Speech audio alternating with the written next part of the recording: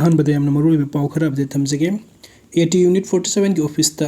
चकपी करोंग तबोकपी दगी अनान फुरुप की चिल इनाउ सिंगना लाक्तुना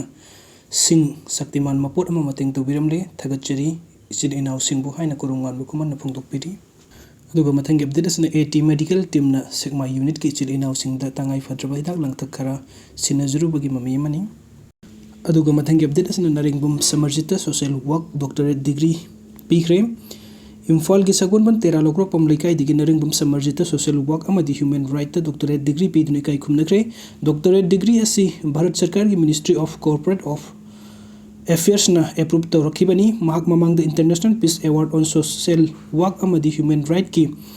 achievement award council US फंख्रब मतुंग world human right protection commission की लाइफ टाइम मेंबरशिप सुपीखिब लेख्रबनी ngasi न्यू दिल्ली के असो होटल चनेक्यापुरी द एन समर्जित डॉक्टरेट अवार्ड पीबगे थोरम द मालिम की मसक नाइरब म्यूसिंग एम्बेसडर बॉलीवुड की सकनाइरब म्यू कयासु याउखी थोरम असी वर्ल्ड ह्यूमन राइट्स काउंसिल न सिनखिबनी हाइरि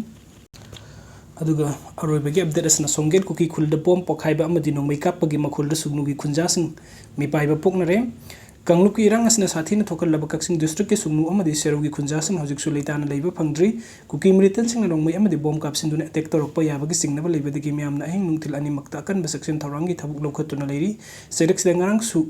सुगनुगा सुराचनपुर डिस्ट्रिक्ट लोनबा सुराचनपुर डिस्ट्रिक्ट की मनुंग चना लेबा सोंगेल कुकी खुलद बॉम पोखाइबा अमदि नोंमै कापगी मखोल तापदि खुंजासिंग मिपाइबा पोकनदुना हिंगतुमना खिद्रे हाइरि खुंजाखरना पाउचे असिदा फोंदोरकपगी मतुंग इनदि ngarang नुमिदांग पुंग 9 गा मखाइरोम ताबा मतमना तांगजें खुनु मनिंग ओइरकपना सुराचनपुर डिस्ट्रिक्ट की मनुंग चना सुगनुगा लोनबा बॉर्डर गा लेरिबा सोंगेल कुकी खुल असिदा बॉम पोखाइबगी आउब मखोल तारा हेना ताबा फंकी